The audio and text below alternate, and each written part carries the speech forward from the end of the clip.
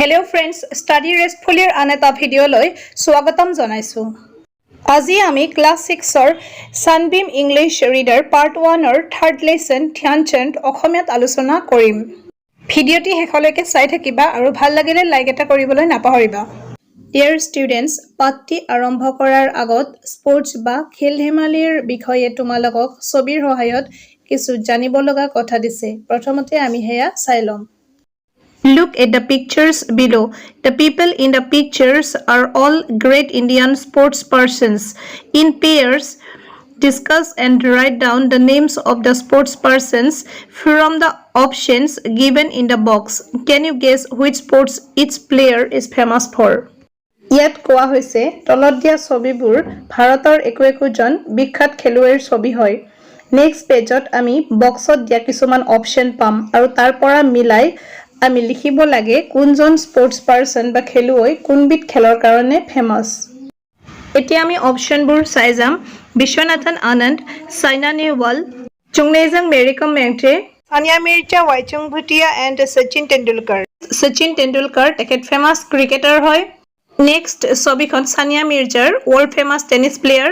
Then Saina Nehwal famous badminton player. Baichung Bhutia football player. Mary Kom boxer আৰু শেষৰজন বিশ্বনাথন আনন্দ চেছ player. এতিয়া আমি পাঠটোলৈ আহিছো। Here is a story about Dhyanchand, one of the greatest hockey players the world has seen. ইয়াত কোৱা হৈছে এই ষ্টৰীটো ধ্যানচন্দৰ ওপৰত লিখা হৈছে আৰু তেখেত এজন বিখ্যাত হকি প্লেয়াৰ আছিল। Dhyanchand was one of the eminent Indian sports personalities who achieved world fame. Dhyanchand attained international stature in the field of hockey and is counted among the greatest sports legends. Dhyanchand স্পৰ্টছৰ লগত জড়িত থকা বিখ্যাত ব্যক্তিবোৰৰ মাজত এজন আছিল যে গোটেই পৃথিৱীত ফেমাস হৈ পৰিছিল। হকিৰ জগতখনত ধ্যানচন্দে আন্তঃৰাষ্ট্ৰীয় পৰ্যায়ত সন্মান অৰ্জন কৰিবলৈ সক্ষম হৈছিল আৰু সেইটো কাৰণতে তেখেতক বিখ্যাত স্পৰ্টছ লেজেণ্ডছবোৰৰ মাজত গণনা কৰা হয়। এতিয়া কোৱেশ্চন হ'ল লিজেণ্ড বুলিলে আমি কোনবোৰ মানুহক বুজো? যেতিয়া কোনো এজন মানুহ যিকোনো এটা ফিল্ডত বহুত ফেমাস হৈ যায় তেওঁক আমি লিজেণ্ড বুলি কওঁ। It is said that what Pele is to football and Muhammad Ali is to boxing, Dhyanchand is to hockey. He remains the greatest hockey player of all time. Till the arrival of Dhyanchand, the Europeans and the Americans were the leading masters of the game. Dhyanchand shocked the Europeans and the Americans with his splendid performance in 3 Olympics. কোৱা হয় football খেলৰ কাৰণে যেনেকৈ পেলে বিখ্যাত আৰু মুহাম্মদ আলী যেনেকৈ বক্সিঙত বিখ্যাত আছিল ঠিক তেনেকৈ ধ্যানচন্দ হকিৰ কাৰণে বিখ্যাত আছিল। ধ্যানচন্দ সকলো সময়ৰে এজন বিখ্যাত হকি প্লেয়াৰ আছিল। ধ্যানচন্দে খেলিব নোলোৱালৈকে ইউৰোপীয় আৰু আমেৰিকানছবোৰে এই খেলৰ আগশাৰীৰ মাষ্টাৰ্ছ আছিল, মিনছ তেওঁলোকে ৰাজ কৰিছিল। ধ্যানচন্দে বিদেশীবোৰক তেখেতে 3বাৰ অলিম্পিক্সত কৰা চমৎকাৰী প্ৰদৰ্শনেৰে আচৰিত কৰি পেলাইছিল। This great hockey player was born as Dhyan Singh in August 1905 into a Rajput family in Allahabad. The turning point of his life came when he joined the British Indian Army at the age of 16. ইয়াত কোৱা হৈছে এই মহান hockey খেলুৱৈজনৰ জন্ম 1905 চনত এলাহাবাদত ৰাজপুত পৰিয়াল এটিত হয়। তেখেতৰ জন্মৰ নাম আছিল ধ্যান সিং। 16 বছৰ বয়সত তেখেতে ব্ৰিটিছ ইণ্ডিয়ান আৰ্মি জইন কৰিছিল আৰু তেওঁৰ জীৱনত সেয়া টাৰ্নিং পইণ্ট আছিল, মিনছ তেখেতৰ জীৱনত চেঞ্জ আহিছিল, কিছু সলনি হৈছিল লাইফটো। এই পেৰাগ্ৰাফটোৰ পৰা আমি জানিব পাৰিম ধ্যান সিং কেনেকৈ ধ্যানচন্দ হ'ল। The army gave him the much needed opportunity and facilities to practice hockey. He preferred to do his practice sessions at night after his duty hours. He often waited for the moon to come out so that the visibility in the field improved.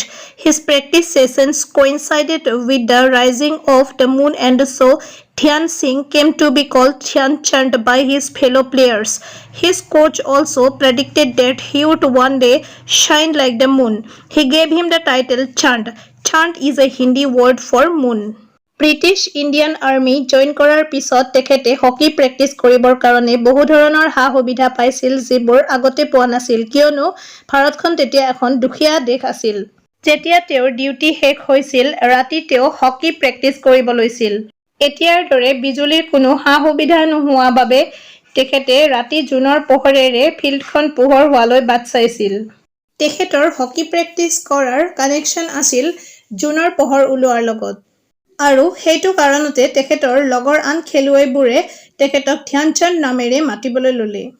তেখেতৰ কোচ বা প্ৰশিক্ষকজনে আগতেই অনুমান লগাইছিল যে ভৱিষ্যতে ধ্যানচাঁদ জোনবাইটোৰ দৰেই উজ্বলিব। আৰু তেওঁক চাঁদ উপাধিটো প্ৰদান কৰিলে কিয়নো হিন্দীত মুন মানে চাঁদ হয়।